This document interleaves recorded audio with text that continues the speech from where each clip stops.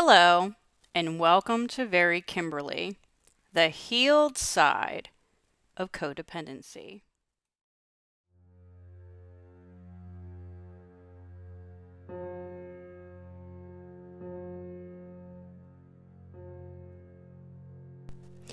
We drove all night long with the girls fast asleep in the back seat and arrived at the hospital early in the morning. Mom did wait to go with the Lord until I got there. And though she was hooked up with tubes and couldn't speak, she could squeeze my hand. She waited until all of her family got a chance to see her and say goodbye. And she was surrounded by all of us when the Lord took her home.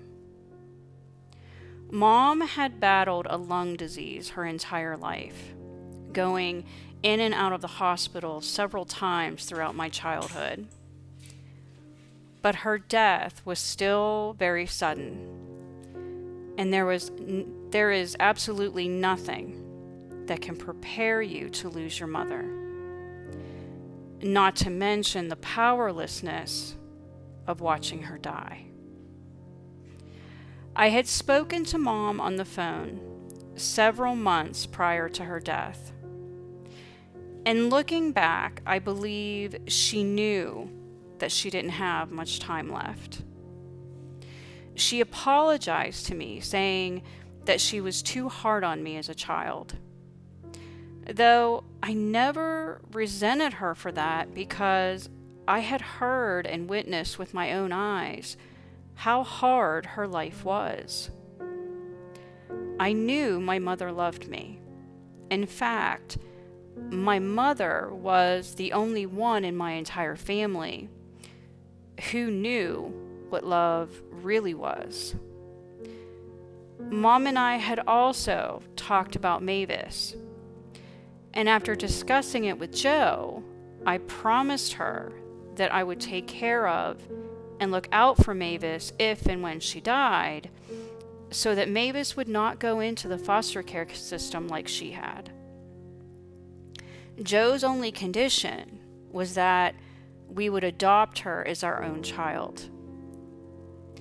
I knew that it would be very, very difficult taking care of not just 2, but 3 small children so close in age.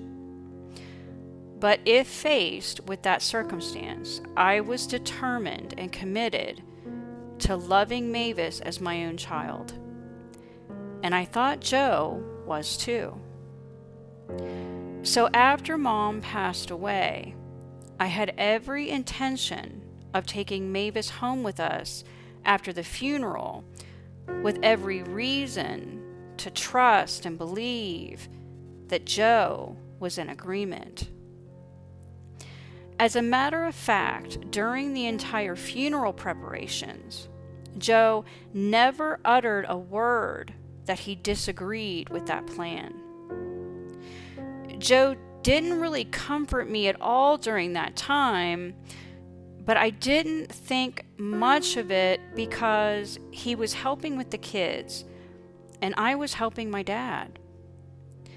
Joe also seemed very good with Mavis, who was happily playing with Susie. And he even seemed to finally bond with Kristen.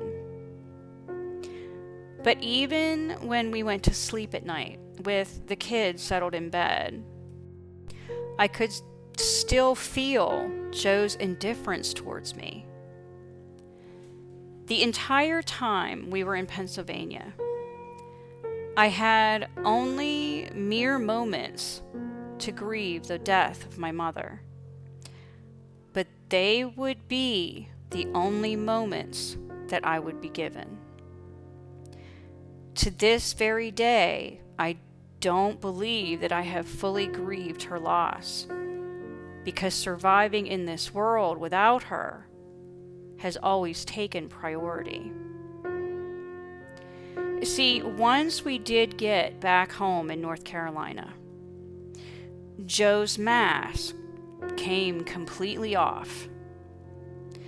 Instead of comforting me in my grief or even giving me time to grieve, Joe went into what looked like attack and defend mode, like I had betrayed him in some way. And he behaved like this victim because I had taken Mavis home with us to raise. He even accused me of doing it just for attention, even though it was something we both had agreed upon months prior, and I certainly wasn't taking on another child when I had my hands full already for self-centered reasons. Then Joe started treating Mavis, who was a 2-year-old baby at the time, like she was some kind of adult enemy that had just invaded his home. He complained about every little thing she did as if she was an adult guest who was overstaying their welcome. Of course, in front of his family and church friends, he did behave differently, but his attitude towards the situation was still pretty obvious. Joe was treating Kristen better ever since the funeral, but his blatant abusiveness towards Mavis and me just became increasingly cruel, and it was becoming harder and harder not to see that it was intentional.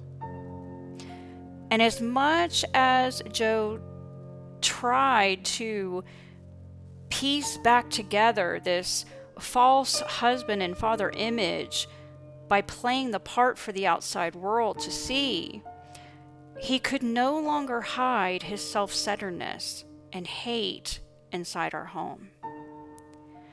So I was not only dealing with the shock and grief of losing my mother, but I was also managing 2 toddlers and an infant, a household, and now the unveiling of my husband's true heart and what that meant for me and the kids. I felt helpless and powerless to protect us because we were completely dependent upon a man who, instead of caring for and loving us, was destroying us little by little and piece by piece. And Joe's family, again, acted as if everything was fine, even though they could now clearly see that it wasn't. See, one day, Joe had spanked Mavis so hard that it left significant bruises. I didn't see the bruises until the next day when I took the girls over to Tracy's house to go swimming in her pool. Ellie and Tracy also saw the bruises at the same time that I did, but quickly went to Joe's defense. Ellie kept saying, "He didn't mean it, he didn't mean it. It was an accident. Just let it go this one time." And Tracy deceptively warned that if Child Protection Services saw those bruises, that they wouldn't just take the kids away from Joe, but that they would take them away from me too. It was at that moment that I realized I had no support system at all, and the girls and I were trapped. And it was also at this moment that I had made a very important decision in my mind and heart, that I had to get us out of there, but I just didn't know how. And I went into full-blown survival mode. But this time, instead of fawning over Joe for the purpose of winning and earning his love that I now knew I never really had, I played my part in his play to ward off any abuse because I'd rather deal with Dr. Jekyll than deal with Mr. Hyde. Joe never did put bruises on Mavis again, at least not physically. He just continued to deliver his hate with mental abuse. Joe was strict with Susie and Kristen, but was even more strict with his expectations and demands from Mavis and me because by his behavior and actions and attitudes, Mavis and I were the ones who didn't belong. And it was only out of his mercy that he tolerated our existence in this world. I still took the girls to church every single service, whether Joe went with us or not. I still read them Bible stories every night. I still wanted to give them all the love and spiritual guidance they needed. And I still absolutely loved being a stay-at-home mom. Joe was working the night shift, so I was free all day long to be the mother I wanted to be. I was free to manage my own household, even if it was within Joe's rules and regulations. But when Joe was around, he would quickly bypass my authority over the kids, sending a very clear message to them that I was nothing more than a caregiver. And the girls' behavior began to reflect Joe's message that they really didn't have to listen to me, but only him. They were being directly taught by Joe from a very, very early age not to respect me as their mother. But despite all this, I still, again, managed to figure it all out on my own. I may have been struggling under the circumstances, but I was still managing just fine. I was playing the part that I believed Joe wanted me to play to keep us safe, even if it was only physically safe and only temporarily, mentally, and emotionally safe. But when I began to play that part too well, that seemed to upset him too. Joe's addictions were also still going undetected, and it was probably very difficult to continue paying to nurture those demons with yet another mouth to feed. I'm guessing this would be one of the reasons for Joe's animosity towards Mavis. Joe was very reluctant to provide for anything that wasn't about him or what he wanted. So the girls and I got our bare minimum needs met, but only to ward off any suspicious eyes from his family in the church. This would also be one of the reasons why I believe Joe ended up faking a back injury from work. See, Joe came home one day saying that he had injured his back. He went to the doctor, but after the doctor ordered additional tests for the workers' comp claim, he simply didn't go. He just claimed that he couldn't return to work in his condition and wanted to quit his job. But he had no plan to provide for our family. He had a wife and 3 very little girls at home, and he had no plan. So me, being in full-blown survival mode and having that inner codependent savior complex, I naively asked Joe if he wanted me to go back to work. But not long after we had agreed that I would go back to work to provide for our family, and he would stay home with the kids, Joe not only climbed up his sister's tree to help cut down a very heavy branch, but he also helped his mother build a chicken coop. He did all of this with an alleged back injury that was so bad that he no longer could provide for his family by going to work.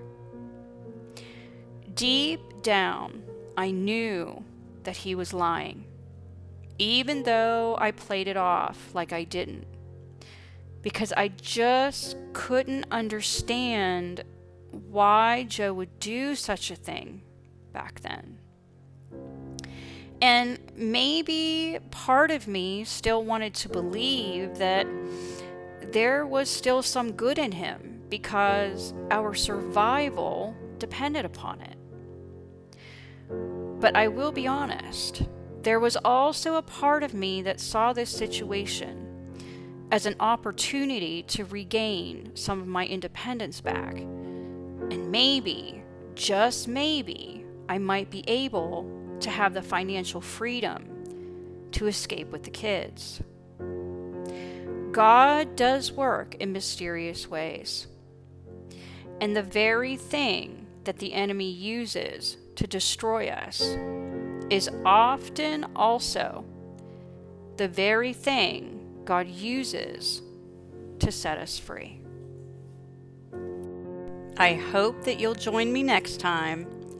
And until then, this is Very Kimberly encouraging you to keep striving to be on the healed side of codependency.